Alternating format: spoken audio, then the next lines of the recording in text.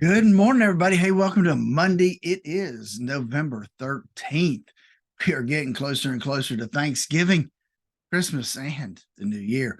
Hope your weekend was great as we start this week, Friday. We ended up on a positive note on Friday. We'll talk about that and more when Dave joins us here in just a few seconds. Before we do, though, let's not forget that in the world we live in, there are so many things that we have no control over. However, you can take control of your retirement portfolio. You need to know the amount of risk you have, and you need to know the amount of risk you should have based on your current circumstances. Give us a call, 863-382-0037 for our core retirement analysis. And with that, we got Dave coming up next. 5.7 Light FM. I'm wearing my sunglasses at night. It's good. I got a new pair, too. That's Corey Hart. We're at 8:40. 20 before 9, time to check in on your money and find out how Wall Street has treated you over the weekend on Friday and upcoming for today. It's Monday, so it's reasonably quiet. Actually, Phillip, Statler, and I would both term this Monday as being especially boring. Let's see if we can make it exciting. Phillip, good morning. He's on the phone. How are you today? Hey, good morning, David. Doing well, but like you said, I couldn't have said any better. There is nothing really in terms of macro things to talk about or even earnings right now. I mean, there's no household names reporting. Even this afternoon, I didn't look to see that there were anything really reporting. So it's going to be a slow news day today. Yeah, it's kind of interesting, too, because I would expect on a busy week like this, I would have expected at the very least some in-day market reports out because the week really picks up in activity. I mean, this is a heavy retail week. We got Target, Home Depot, Walmart, Macy's, TJX, BJ's Wholesale all coming out this week, and then we got the October CPI report out of the federal government tomorrow. I mean, we're going to have a lot to talk about as the week progresses, but then on Monday, everybody just decided to sleep in. Must be a hangover from Veterans Day, huh? I guess. I mean, one of my tips she's actually just hit. I'm just scrolling through to see if there's anything that looks exciting or actually did come out, but there's not much even here. All I've got is just some guidance out of Tyson that says they're showing weak sales outlook, and that's about the extent of it. So they're saying people are eating less meat, which means we're going to live longer, which means we're going to have more boring days.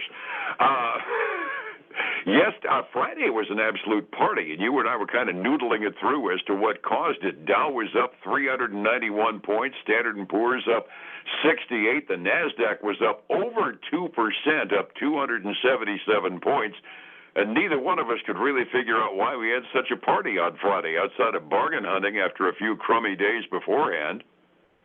Yeah, I just it's hard to really say. I'm looking at the weekly numbers and everything seemed to end up the week on a positive note.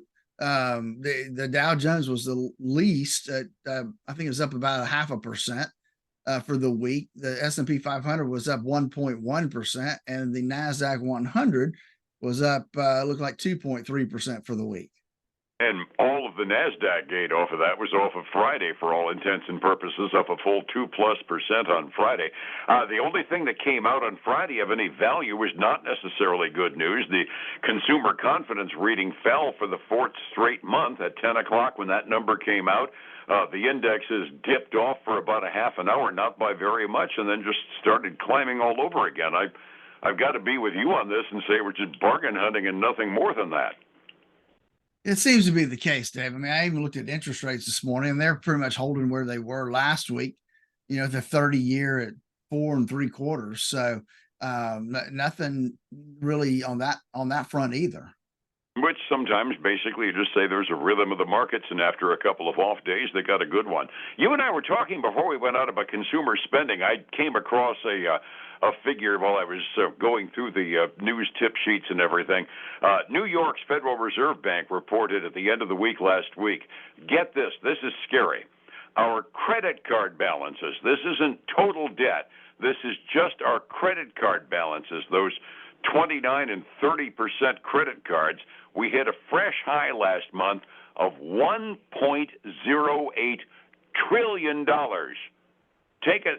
Take 29% interest on a number like that. That's got to Oh make you kind of man, sit up and take notice, doesn't it? that's a big number, Dave. That's a big number. A lot of interest flowing through there, man.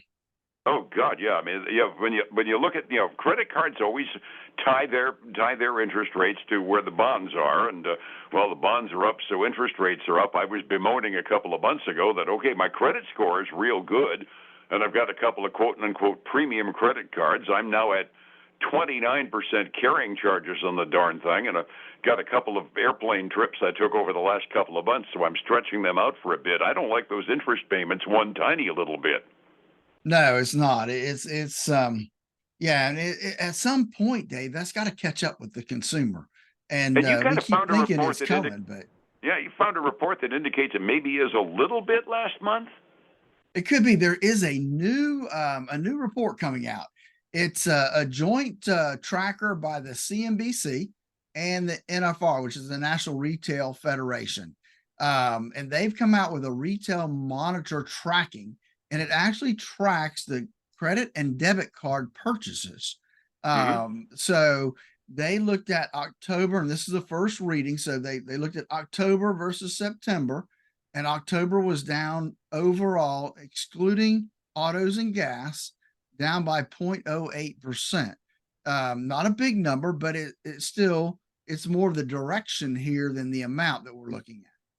And it's something that the Federal Reserve has been trying to do. The reason they're jerking our interest rates up is they want us to quit freaking spending so much money for a little while. Maybe they're finally having an impact on us, Joan, on Joe Sixpack Street, huh? Yeah, and let's just talk a little bit about, we get the retail sales numbers a lot of times from the Census Bureau retail sales report, and Hmm. and that's just a survey of people. So it's not true data evidently. And so this one is really, and that's why it gets adjusted, right? As the surveys come in, they adjust that number. And so this is basically transaction based. They're looking at how many transactions, what the total dollars were. They say in October is $500 billion in sales. That's hard dollars and cents in contrast to the government survey figures. Exactly. Kind of interesting. The economists are saying, well, you got retail sales out later on this week too. They're predicting a slight tick as well, expecting month over month to be down 0.3% in contrast to the increase we had last month. Maybe we actually are slowing down just a little bit. Not necessarily at the good time of the year for the retailers, though. Well, that's true. I mean, we're coming into the holiday season, and they obviously want to see us spending some money. But it could also mean that we maybe get some better pricing this Christmas season than what we've seen in the past with some discounting. Well, heaven knows Walmart's got the database for it, given the size of their base, and they're already running Black Friday specials, so that might be the first indication they're seeing some softness too. Well, that's true. I mean, everybody is, even in the Walmart. So we've seen reports of people are buying groceries, they're buying less of them, and they're not picking up those, end cap items that they're trying to impulse buys. They're leaving those on the shelf. And they keep rearranging the dang grocery department too, people. I know it's good retailing, but I was in the store aisles with somebody the other day saying, why can't they just leave things alone? I said, it's because they want you to buy more junk. What do you want? Another indication of the slowdown down the process, America's love for home remodeling is cooling off among the interest rates. Total spending on home improvement and repairs projected to drop 7.7% over the next 4 quarters. When we see Home Depot's guidance come out, that's going to be an interesting thing to watch later on this week, isn't it?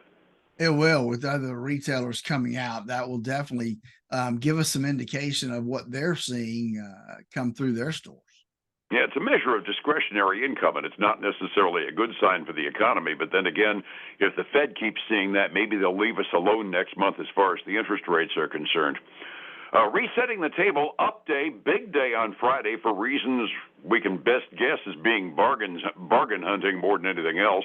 When you can't come up with a reason for a big up, sometimes that just assumes we're going to be off a little. 45 minutes before we open, what are we looking at, sir? Well, we got a lot of red ink this morning. It's not big red ink, but it's still red ink. The Dow's down 0.2. The S&P 500 is down 0.3, and the NASDAQ 100 is down a little more than 0.3. So everything's definitely in the red territory. Silver taking another beating today, down almost 1%, getting almost below 22. It's at $22.07 an ounce right now. If it drops much more, it's going to go below $22. And then we've got gold up a little over 0.1%. Crude oil down almost 0.2 to $77.03 a barrel. I think that's a little higher than it was on Friday, though. Over the weekend, something bad must have, something like that. Overseas markets, the Asian Rim, for the most part, responding to our Friday. They were mostly up, in some cases, over a full percent on the close at 6 a.m. this morning. Europe is kind of looking at our futures, and they're going both directions. Completely mixed bag this morning.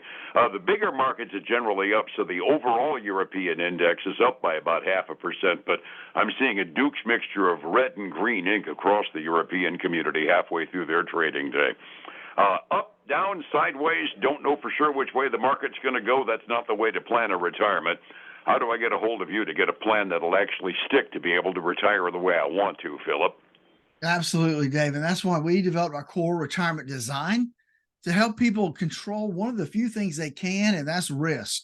Give us a call at 863-382-0037 to schedule your core retirement analysis. And then join us this weekend for the Statler Financial Radio Show, 6 a.m. and noon on Saturday, 10 a.m. Sunday morning on Highlands News Talk 730, 95.3 FM.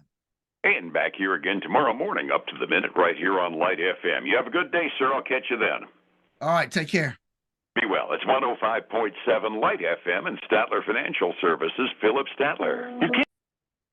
Folks, again, I want to thank you for joining us today. Have a great day. Join us again tomorrow, same time, same place. Until then, have